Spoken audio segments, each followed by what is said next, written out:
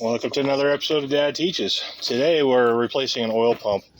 This is Christmas Eve. It's like 75 degrees here in Kansas, so I'm sweating my ass off.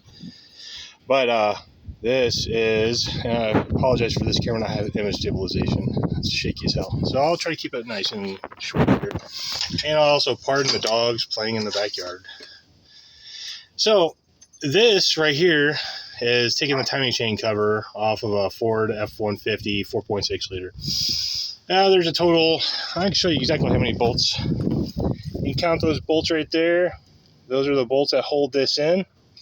I think this timing chain cover is not the original one to this engine because there's an extra bolt hole in the timing chain cover and it doesn't go in the block.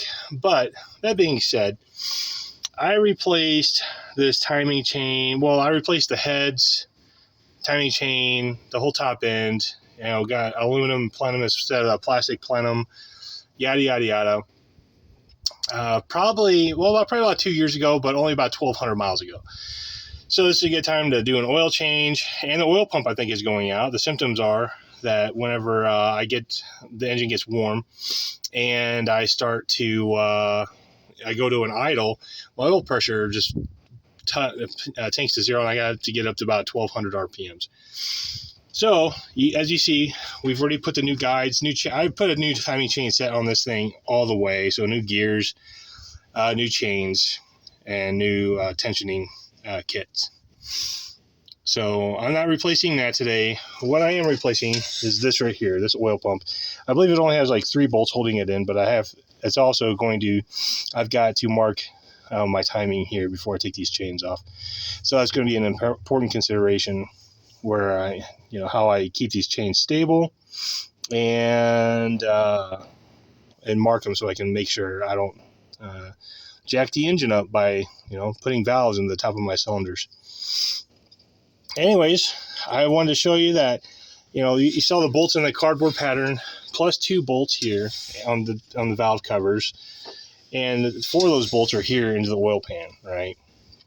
So I'll have to clean up this mating surface and whatnot. I got a little RTD for that, and then all I had to do is take a couple of these, tensioner, pulley, and take the main bearing off, and then you see my not fuel pump, but it's power steering pump right there. That has 3 bolts holding it. It's supposed to have 4, but that elbow right about there gets in the way, interferes. I can't get a bolt in there. So, but it's held fine with 3 bolts in there, no problem. Altogether, this job is about an hour, right? Just taking the front end off. It's going to probably take me about another half hour, 45 minutes to get the pump out and put it back in. And then I just put it back in there, and then I'll get my manual out, and we will go ahead and snatch everything down. What am I thinking of?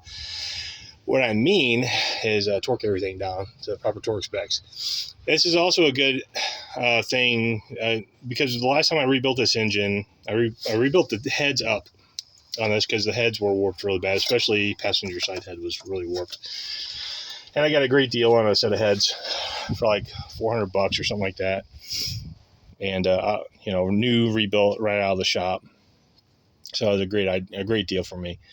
But one of the things I want to put out with this is, like, if you're doing something like your timing chains or whatnot, go ahead and replace everything that you need to while you have like this cover off, right? And it's a good idea. Like if you're pulling the heads off, do any other additional work. It might cost you a little bit of extra work, or money, I should say, and it'll cost you extra work, of course.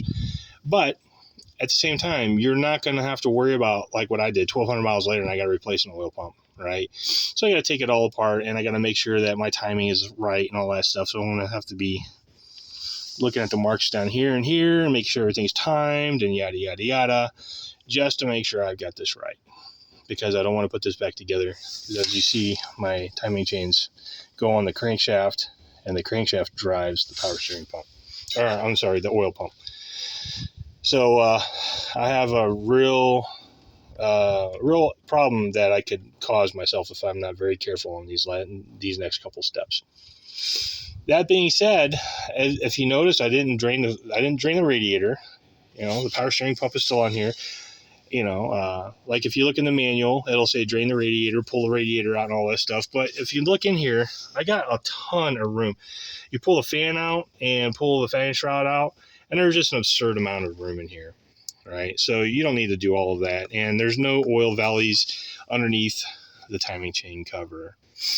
And, so these things, if you're doing an engine for the first time or pulling parts off of an engine for the first time, follow the book. Follow the book, right?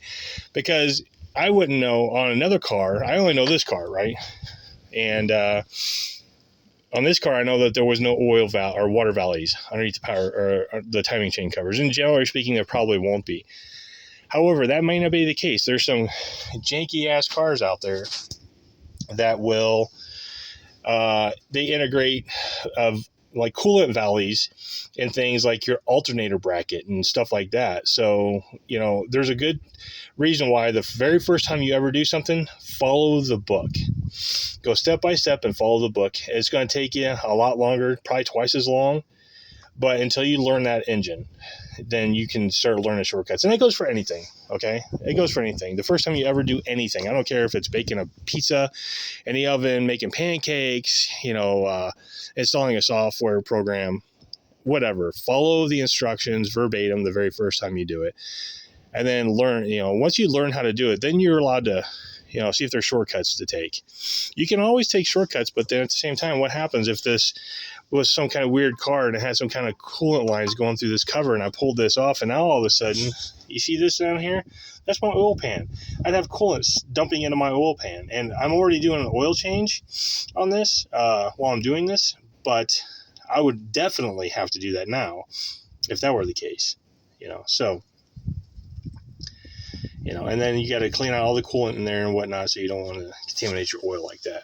And you certainly don't want to contaminate your coolant. Anyways, that's all I've got for this short episode of Dad Teaches. And I want to wish everybody a Merry Christmas. And if I don't put another video out, Happy New Year.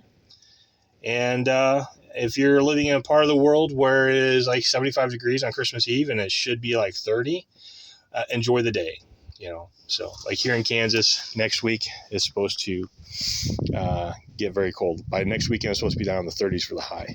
So other projects I got coming up, I picked up this 4-liter Jeep engine. I'm not sure the condition of it. It looks like it was caught on fire almost, but the engine spins. I'm going to make this project with me and my son. You see that he's got his YJ. I've got my YJ. And the both of them have well over 200,000 miles. So the plan is to rebuild this engine, swap it into probably my Jeep, rebuild that engine, swap engines again, pull that engine out, do the same thing. And eventually what we'll have is a spare Jeep engine laying around. And it'll probably be this one, but we'll see. I like to make sure nothing's terrible on this engine so far. So I know a lot of it was cannibalized, but that's another project coming up. But we got tons of projects coming up, and there's Project Tracker. All right. You guys have a great day. Have a Merry Christmas. See the dogs. Hey, pups. And I'll talk to you next time.